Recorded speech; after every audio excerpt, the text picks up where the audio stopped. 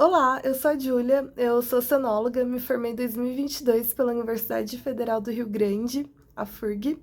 Atualmente eu estou no programa de pós-graduação pelo Instituto Oceanográfico da Universidade de São Paulo e eu estou fazendo mestrado na área da oceanografia geológica.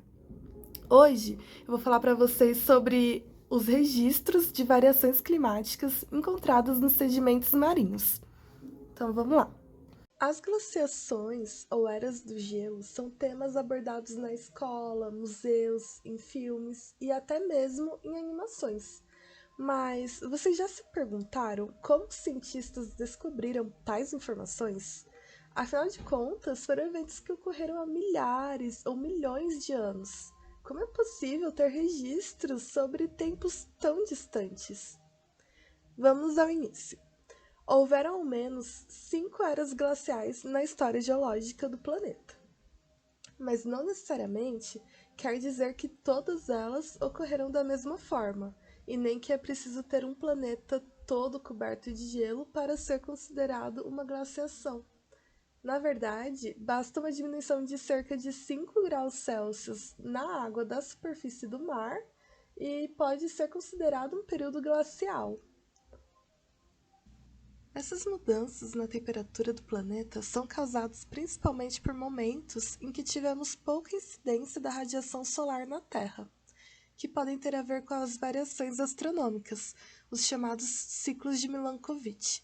São mudanças naturais na órbita da Terra que acontecem de tempos em tempos, ou seja, de forma cíclica.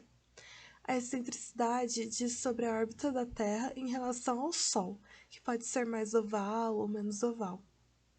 Os ciclos na excentricidade duram cerca de 100 mil anos, enquanto a obliquidade, que tem a ver com o eixo de inclinação da Terra, lembrando que a Terra não está retinha no espaço, ela é inclinada alguns graus, e essa inclinação pode variar em ciclos de aproximadamente 40 mil anos. E a precessão axial, que diz sobre a direção do eixo de rotação da Terra. É como o movimento do peão, que ora gira mais para a direita, ora mais para a esquerda.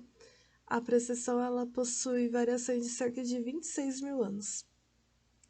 Importante ressaltar que essas variações não mudam a quantidade de calor emitida pelo Sol. Com exceção da excentricidade, que ora ela está mais próxima do Sol, ora mais afastada, as mudanças no eixo vão refletir nos locais que receberão maior ou menor incidência solar.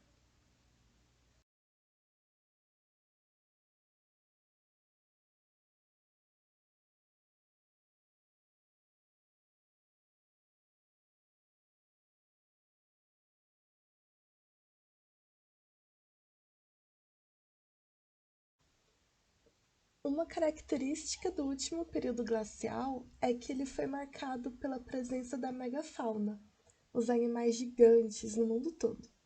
Os mamutes nas áreas mais geladas e nas regiões mais quentes, onde viria a existir o Brasil hoje em dia, podíamos encontrar preguiças gigantes, o tigre-dente de sabre, toxodonte, que era um parente do rinoceronte, o mastodonte, um parente do mamute, o tatu gigante e várias outras espécies. Os registros de que houve uma era glacial podem ser através de marcas no solo ou em rochas indicando deslizamento de geleiras, por exemplo, através de fósseis de animais, através da composição química em organismos, testemunhos marinhos ou de gelo. E eu estudo os testemunhos marinhos. E vocês podem se perguntar como pode ser encontrada essas informações no sedimento. Para responder essa questão, eu vou explicar resumidamente como ocorre a sedimentação marinha. Quando uma rocha é erodida, seus fragmentos são transportados através do vento, rios ou correntes marinhas. Uma vez que chega no oceano, esse material vai se depositar, e não apenas o material de rochas continentais, mas material orgânico, organismos marinhos que morrem, e até mesmo poeira e pólen de flores podem se deposicionar e sedimentar nos oceanos. De modo que, quando ocorre a sedimentação, na superfície do fundo marinho estão os sedimentos mais recentes, ou seja, aqueles sedimentos que foram depositados por último. E conforme aumenta a profundidade das camadas sedimentares, aumenta também a idade do material encontrado nos sedimentos. Então, em uma expedição científica com o objetivo de amostragem geológica, podemos utilizar buscadores de fundo para termos acesso ao sedimento. As dragas têm capacidade de amostrar alguns centímetros do sedimento, enquanto que amostradores do tipo Gravity Core, Pistol Core, eles pegam metros de sedimento em forma de testemunhos, pois são capazes de preservar as camadas de deposição. E como foi explicado, quanto mais profundo se chega no sedimento, mais antigo é aquele material em relação ao material da superfície.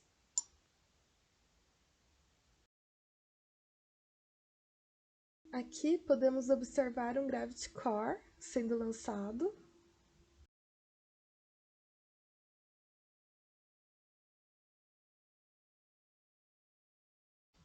E o que podemos encontrar nos sedimentos marinhos?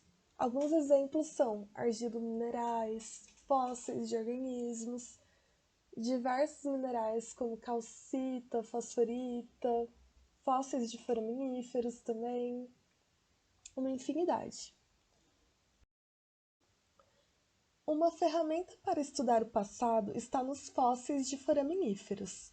Os foraminíferos, eles são organismos unicelulares formadores de uma carapaça de carbonato de cálcio. São micro-organismos e existem diversas espécies deles. Ao abrirmos um testemunho, a presença ou ausência de determinadas espécies de foraminíferos podem indicar uma idade ou período geológico. Outra característica desses organismos é que durante o crescimento eles armazenam em sua estrutura elementos químicos em proporções iguais aos da água em que viviam.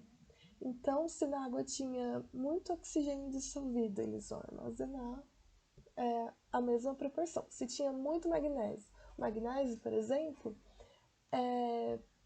está muito relacionado, a variação do magnésio está muito relacionada com a variação da temperatura.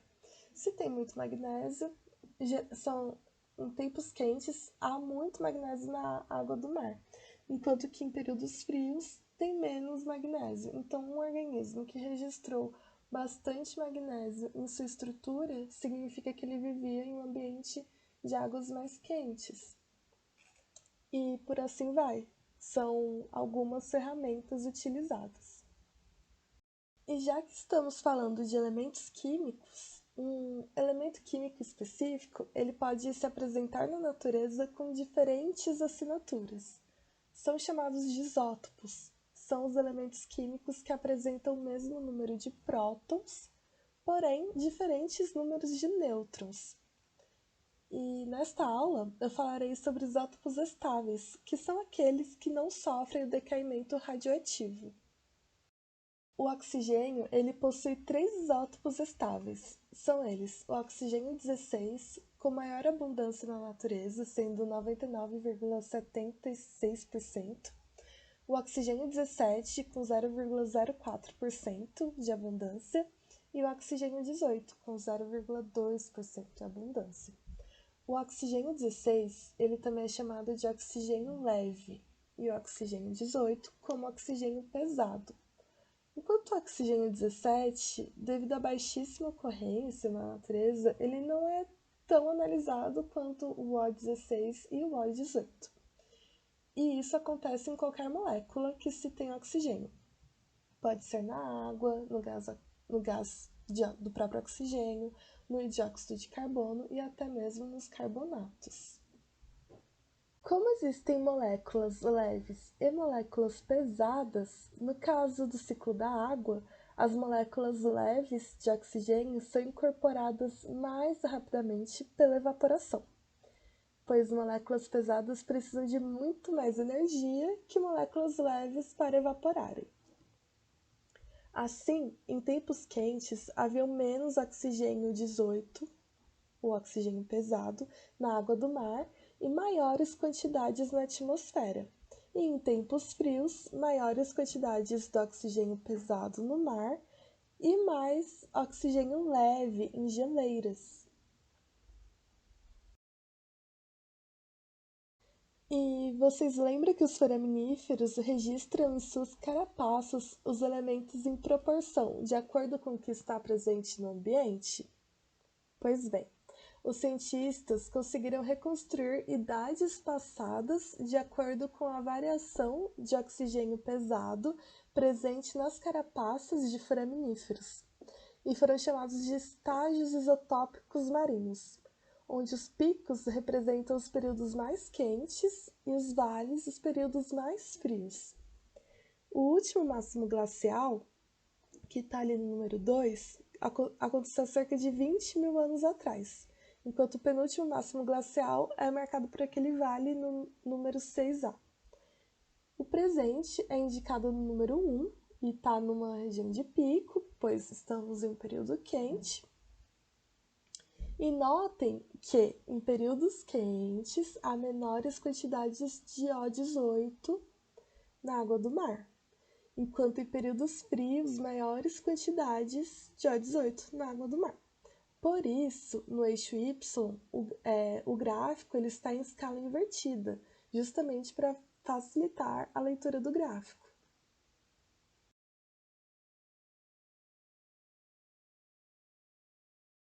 Pessoal, é importante lembrar que essa é apenas uma técnica utilizada para chegar ao resultado. Existem inúmeras ferramentas, é possível juntar mais de uma técnica na sua pesquisa para responder às questões sobre as variações climáticas. E eu espero que vocês tenham gostado. Muito obrigada por terem assistido. E se tiverem alguma dúvida, alguma sugestão, quiserem compartilhar alguma informação, alguma curiosidade, respondam nos comentários. E é isso. Até mais!